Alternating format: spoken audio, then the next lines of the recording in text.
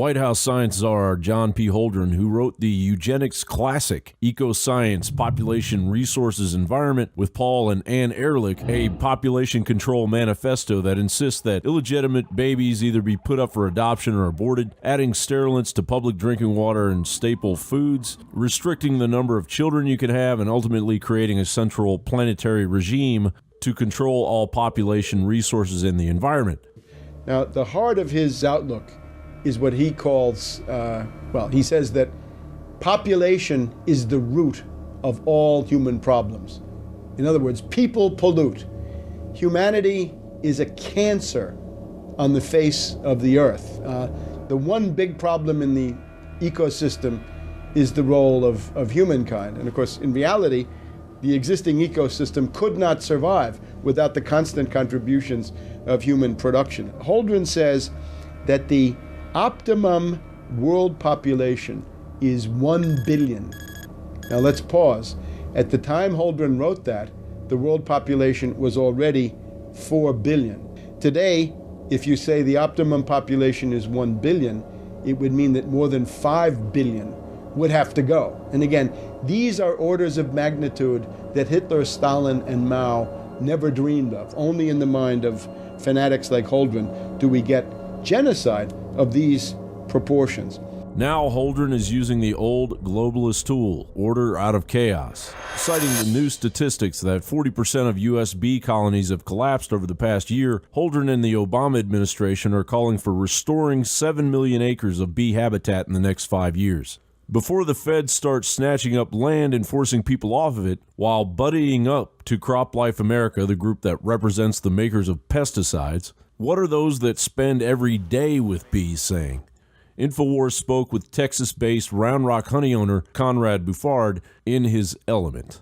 I was teaching at a public high school full-time, raising a family, and starting this company and running one other company all at the same time, working all the time.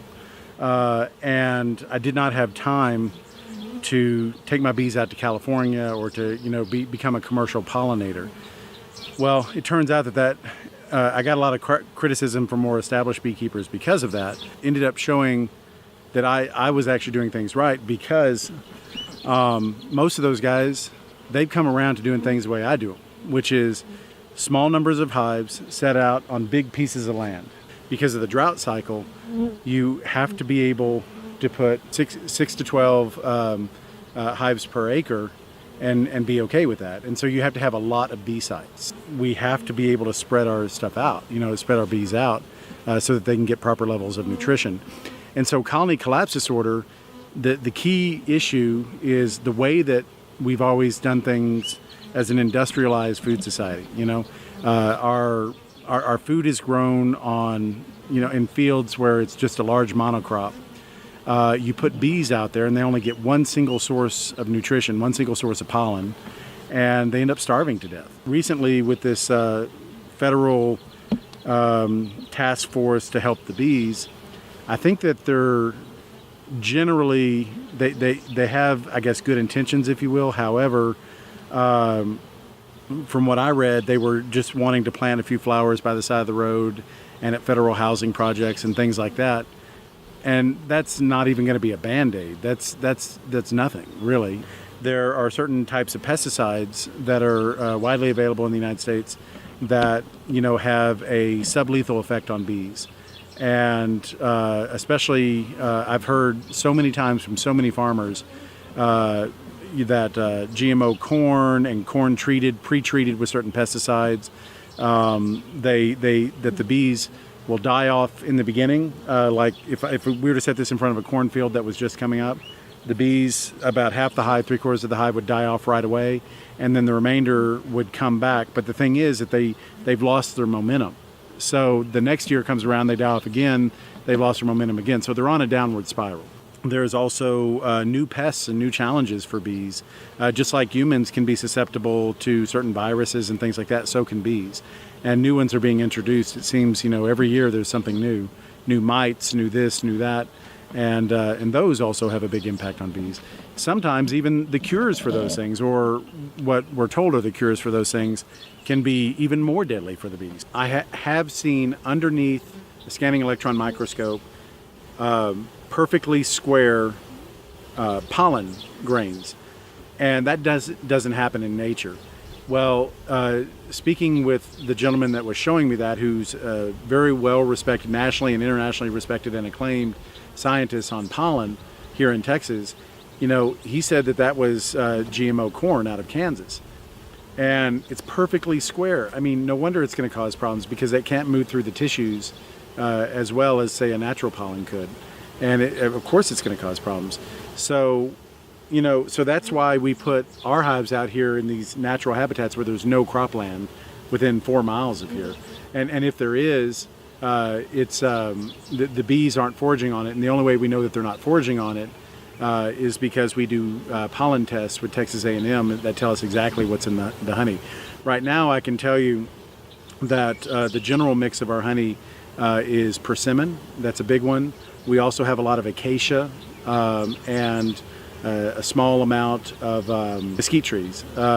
So we're seeing mainly acacia, guajillo, those sorts of acacia, and a little bit of some other trees, but we're seeing a typical Texas profile. In other words, plants that there would be no way could be made into GMO seed, or could be made from GMO seed. They're natural plants, and if you take other honeys, especially some from the Midwest and other areas where there's a lot of commercial planting, you'll find large amounts. If you find any pollen at all, you'll find large amounts of GMO pollens.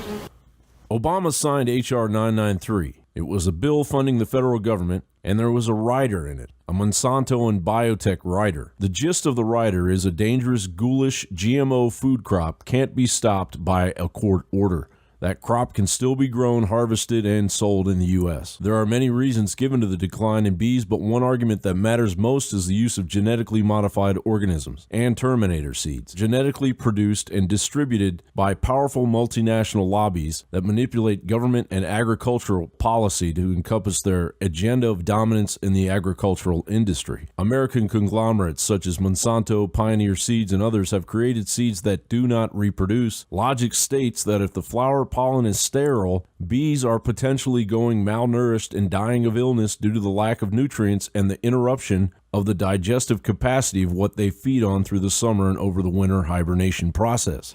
So, if people want to make a change, grow their own plants from seed, grow them in soil that they've mixed themselves, that is clean, and don't use things like Roundup. John Bound for Infowars.com.